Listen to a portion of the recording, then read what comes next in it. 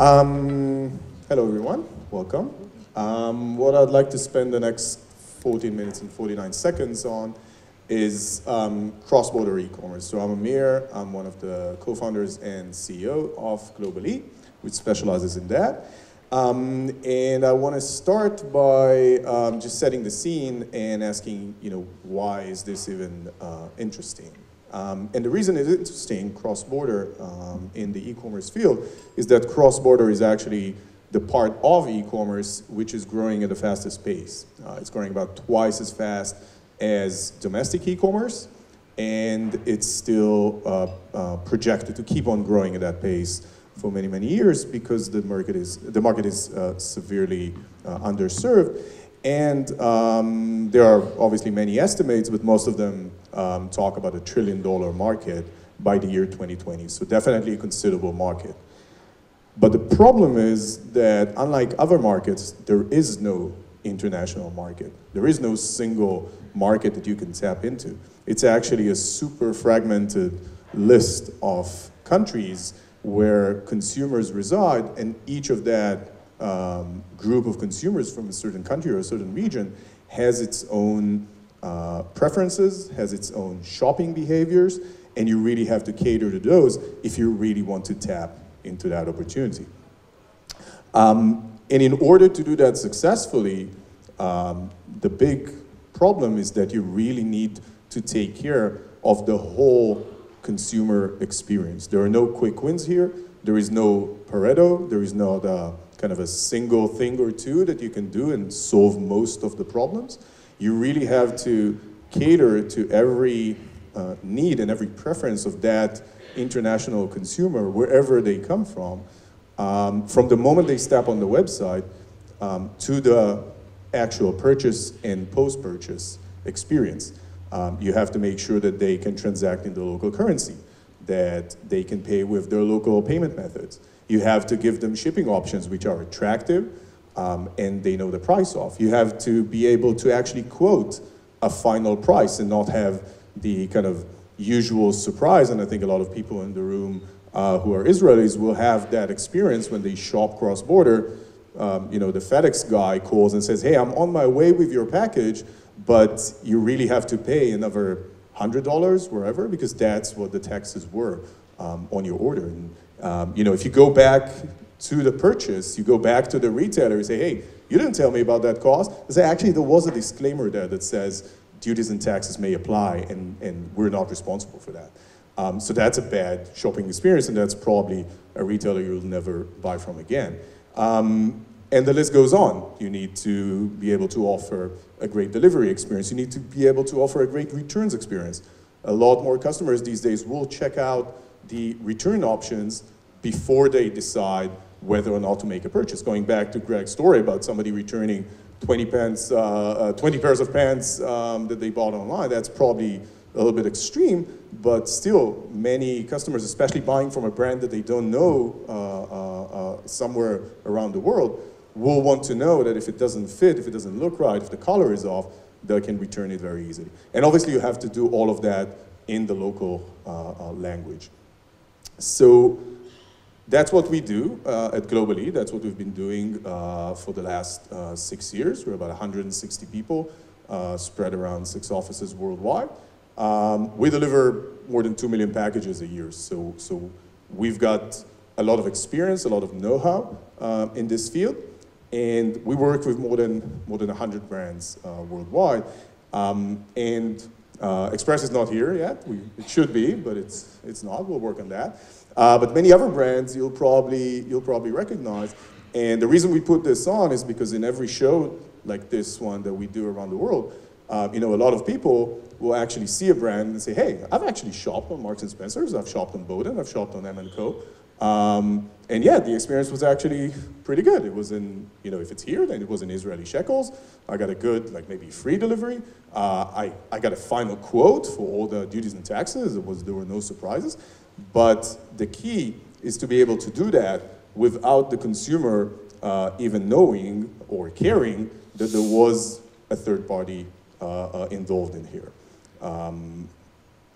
And I've got 10 minutes left, which I'd like to spend on showing you just a few examples of why this is both interesting and pretty complicated.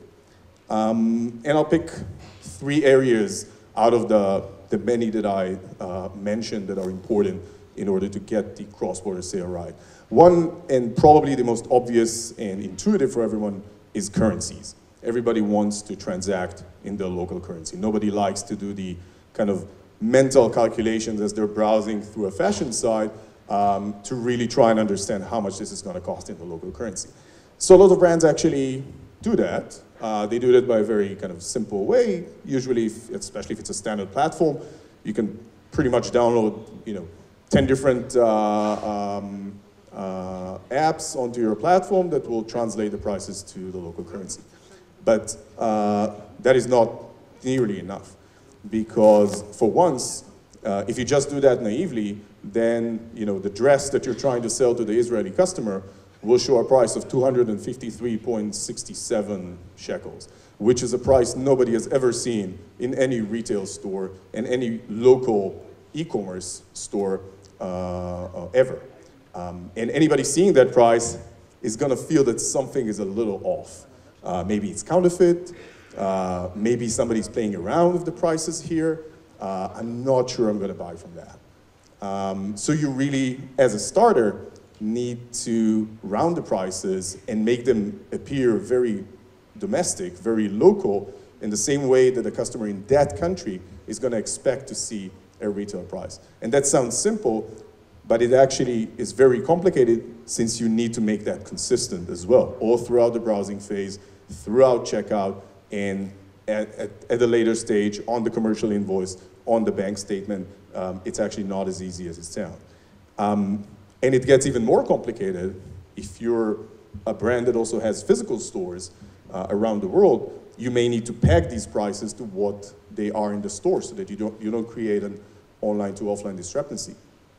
And the list goes on. So even just translating the prices to local currency takes a lot more effort than it seems. Duties and taxes is another favorite. I've mentioned before the kind of bad FedEx delivery guy experience.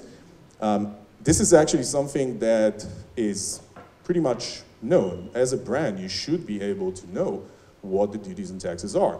And you should be able to quote these. And on the one hand, for countries where the order is not going to be subject to duties and taxes, there's no reason to put that scary disclaimer. If you're sending something to the US, which is below $800 US, there are not going to be any duties and taxes. Why show a scary disclaimer? On the other hand, if you're sending something to Israel and it's above 75 US dollars and it comes through an express courier, you will be charged 70% of VAT, and that's certainly going to happen. So there's no reason to leave that as a surprise for the end consumer. But even just calculating that it's pretty difficult. You have to follow all the chains. You have to know all the rules. You have to constantly update your databases. You have to know what the duties and taxes rules are in many countries.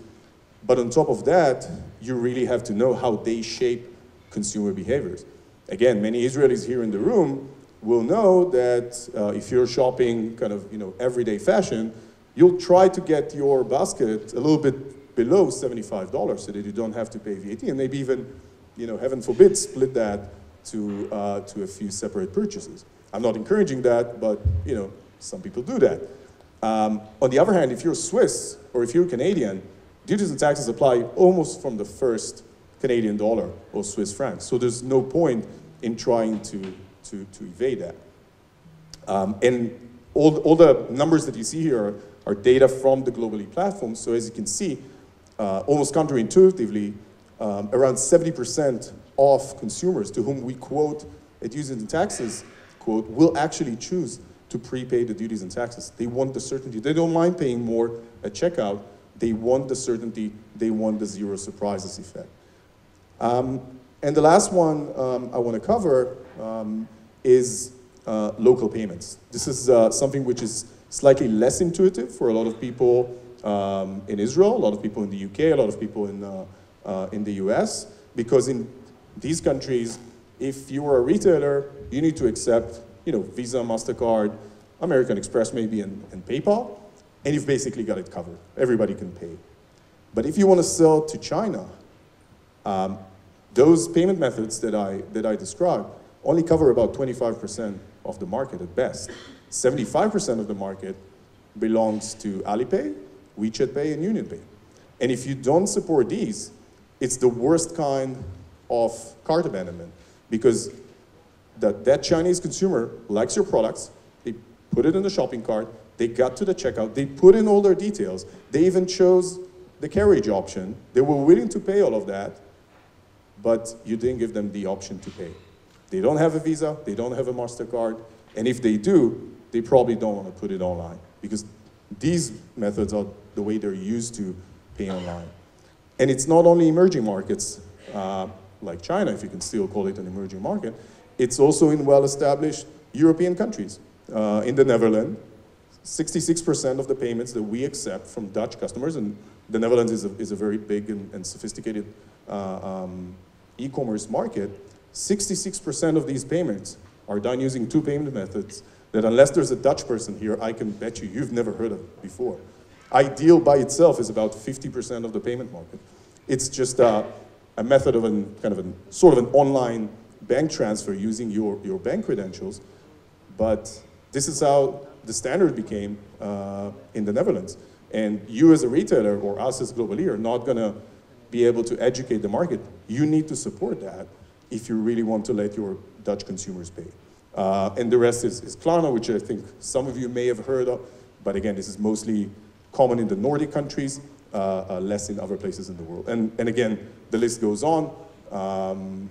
Just as to this example, we at Globally support 50 of those, and we obviously show the relevant ones depending on the market, just to be able to maximize the chance of that consumer from that country being able to pay.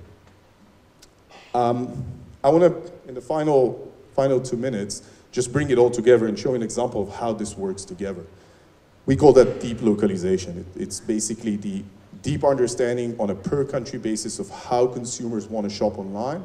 And again, I want to tap into something that Greg said earlier, which is consumers, especially these days, want to get things as they wish, when they wish to, and how they wish to. And the how is very, very important. This is an example from a UK brand that we've been working with for a few years. It's a very nice independent jewelry brand. And Canada was a very big market for them, but checkout completion rates were pretty low, even after they localized the payments to Canadian dollars. They were about 20%. And most of the cart abandonments, as I described earlier, were at that stage, at the stage where people needed to actually understand what the final cost is, and they were slapped with, on average, a 25% duties and taxes bill.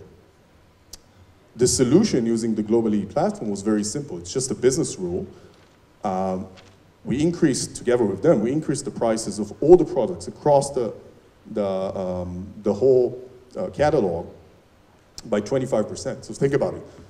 The day after, Canadian customers came in, and the prices were 25% higher than they were before.